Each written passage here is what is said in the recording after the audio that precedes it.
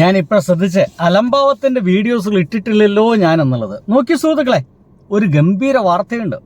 ഈ വാർത്ത നിങ്ങൾ അറിയാതെ പോകരുതേ. ചിലപ്പോൾ ഇതൊക്കെ എപ്പോഴാണ് ഡിലീറ്റ് ചെയ്യപ്പെടുക എന്ന് നമുക്ക് അറിയാൻ സാധിക്കില്ല. കാരണം ഇത് കൈരളിയില വന്നേ. ഇനി പണം കൊടുക്കണം. കോഴിക്കോട് മെഡിക്കൽ കോളേജിൽ സൗജന്യമായിരുന്ന 14 പരിശോധനകൾക്ക് ഫീസ് ഏർപ്പെടുത്തി UDF സർക്കാർ. സന്തോഷമായോ? സന്തോഷമായില്ലേ? എൻ്റെ സുഹൃത്തുക്കളെ, എന്തിനാണ് നമ്മൾ ഗവൺമെന്റ് ഹോസ്പിറ്റലിൽ പോകുന്നത്? എന്തിനാ? വലിയ വലിയ ചികിത്സകൾ പണമില്ലാതെ ഇങ്ങോട്ട് കഴിഞ്ഞു പോരും എന്ന് വിചാരിച്ചിട്ടാ. ഇത് അതൊന്നും നടക്കില്ല. ഇനി അതും വേണ്ട, ഏറ്റവും ഗംഭീരമായിട്ട് നമ്മുടെ ഒരു അഭിമാനം എന്ന് പറയുന്ന പരിപാടി ഉണ്ടായിരുന്നു. മലയാളിയുടെ അഭിമാനത്തിന്റെ മേലാണ് എൻ്റെ പ്രിയപ്പെട്ട മന്ത്രി KM ഷാജി നിങ്ങൾ ഒപ്പുവെച്ചത് എന്ന് പറഞ്ഞിട്ട് ഒരു വീഡിയോ വരുന്നുണ്ട്. എന്താണ് അതെന്ന് മനസ്സിലായോ? കേന്ദ്രത്തിൽ നിന്ന് 450 കോടി രൂപ ഉറപ്പുവരുത്താനും വേണ്ടിയിട്ട്, അത് PMAY പദ്ധതിയിൽ ഉറപ്പുവരുത്താനും വേണ്ടിയിട്ട് ഒപ്പുവെച്ചിരിക്കുന്നു. ഒപ്പുവെക്കുമ്പോൾ ആ MOU ഒപ്പുവെക്കുന്ന സമയത്ത് അവർ പറയുന്നുണ്ട്, ഞങ്ങൾ തരുന്ന ഒരു എംബ്ലം ഉണ്ട്, ആ എംബ്ലം വീടിന്റെ മുൻവശത്ത് പതിക്കണമെന്ന്. എന്താ ഇതിന് പ്രശ്നം? പ്രശ്നമുണ്ടെന്നേ നിങ്ങൾ കേട്ടോളൂ. ഒരു എംബ്ലം പതിക്കണമെന്ന് പറഞ്ഞിരുന്നു. ഈ എംബ്ലത്തെ കുറിച്ചിട്ട് ഇപ്പോഴത്തെ മുഖ്യമന്ത്രിക്ക് എന്താ പറയാനുള്ളത്, പഴയ മുഖ്യമന്ത്രിക്ക് എന്താ പറയാനുള്ളത്, അത് കേൾക്കന്നെ വേണം.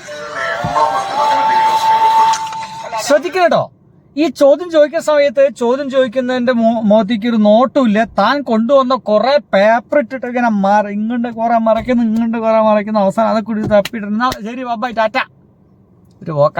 എന്തായാലും കണ്ടോക്ക്. ഒരു കണ്ടീഷനാണ് അവർ വെച്ചിരിക്കുന്ന, ഒരു കണ്ടീഷനാണ്. ആ കണ്ടീഷൻ അത് ഉണ്ട്. ഒരു എംബ്ലം, ഒരു ലോഗോ വെക്കണം എന്ന് പറഞ്ഞിട്ടുണ്ട്. ആ ലോഗോ അതിൻ്റെ അകത്ത് അവര് കണ്ടീഷനായിട്ട് അവർ പറഞ്ഞിരിക്കുന്ന കാര്യമാണ്. അല്ല, അത് MOU വെക്കുമ്പോൾ അത് അംഗീകരിക്കേണ്ടി വരും. അവര് പറഞ്ഞത് MOU വെക്കുമ്പോൾ അത് അംഗീകരിക്കേണ്ടി വരും.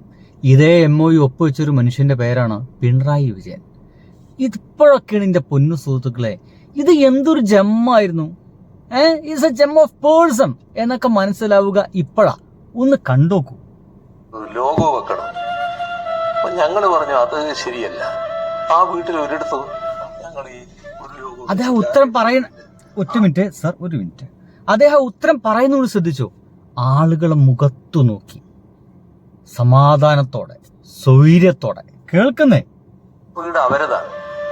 അവരുടെ അഭിമാനത്തെ ചോദ്യം ചെയ്യുന്ന ഒന്നും അതിന്റെ മുമ്പിൽ പ്രദർശിപ്പിക്കാൻ പാടില്ല എന്നാണ് ഞങ്ങളുടെ അഭിപ്രായം. പക്ഷെ അവര് നിർബന്ധിച്ചു നിന്നു. അപ്പൊ സഹായം തരാൻ പറ്റില്ല എന്നൊരു സഹായം തന്നില്ലെങ്കിൽ വേണ്ട, അത് ഞങ്ങൾ വെക്കും, ഞങ്ങൾ ഏതായാലും ഈ കാര്യം ചെയ്യില്ല എന്നിപ്പോ തീർത്ത് പറഞ്ഞിട്ടുണ്ട്. അവരാണ് പുനരാലോചിക്കേണ്ടത്. പുനരാലോചിക്കുമെന്നാണ് പ്രതീക്ഷിക്കുന്നത്. കാരണം ഒരു ന്യായവും അതിനില്ല. ഇതിന്റെ പണം ചെലവിടുന്ന കാര്യം മാത്രമല്ല, ഈ ആളുകളുടെ അഭിമാനത്തെ ഗുണപ്പെടുത്തുന്ന ഒരു ബോർഡ് അതിന്റെ മുമ്പിൽ വെച്ച് ഇതാരോ കൊടുത്തൊരു വീടാണ് എന്നൊരു പ്രതീതി ഉണ്ടാക്കാൻ പാടില്ല എന്നുള്ളതാണ് സംസ്ഥാനം കാണുന്നത്. എങ്ങനെയുണ്ട്? എന്തൊരു ജമ്മാണ് അല്ലേ? ഹൗ, എന്തൊരു മനുഷ്യനായിരുന്നു.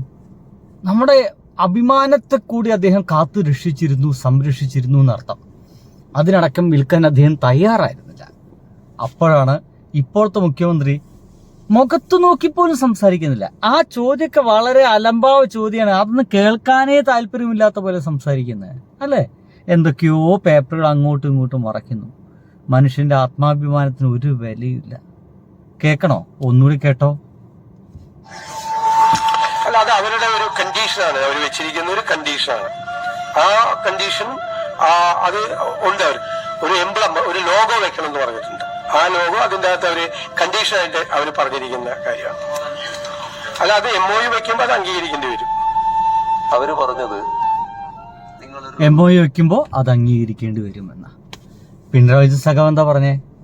അത് വേണ്ടെങ്കിൽ വേണ്ട, നിങ്ങൾ പോയി പണി വെക്കുന്നതാണ് അന്ന് പറഞ്ഞത്. സംഗതി എന്തൊരു രസല്ലേ. പ്രിയപ്പെട്ട പ്രേക്ഷകരെ, കാര്യങ്ങൾ വളരെ വ്യക്തമാണ്. മുഖ്യമന്ത്രി പറഞ്ഞതുപോലെയല്ല, ഉത്തരവാദിത്തപ്പെട്ട ലീഗൽ അതോറിറ്റി ആവശ്യപ്പെട്ടതനുസരിച്ചാണ് അവ നീക്കം ചെയ്തതെന്നാണ് മെറ്റയിൽ നിന്ന് നമുക്ക് കിട്ടിയ മറുപടി. മാത്രമല്ല, അത് ജിയോ ബ്ലോക്കിങ്ങിനാണ് വിധേയമായിരിക്കുന്നത്. ജിയോ ബ്ലോക്കിംഗ് എന്ന് പറയുമ്പോൾ ഒരു പ്രത്യേക പ്രദേശത്ത് മാത്രമേ ആ പോസ്റ്റുകൾ ലഭ്യമാകാതിരിക്കും എന്ന് പറഞ്ഞാൽ ഇന്ത്യയിൽ മാത്രമാണ് ആ പോസ്റ്റുകൾ ലഭ്യമാകാതിരിക്കുന്നത്.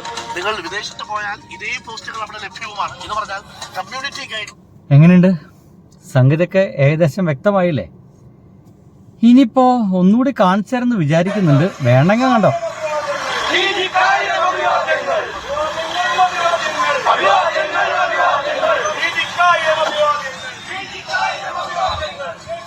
ആരാണ് കൊണ്ടുവരുന്നത് മനസ്സിലായോ? TG മോഹൻദാസിനെ. നമ്മുടെ കോൺഗ്രസ് ഗവൺമെന്റ് സഹായം ചെയ്തു കൊടുത്തതിന്റെ ഭാഗമായിട്ട് വളരെ പെട്ടെന്ന് എന്ത് കിട്ടി?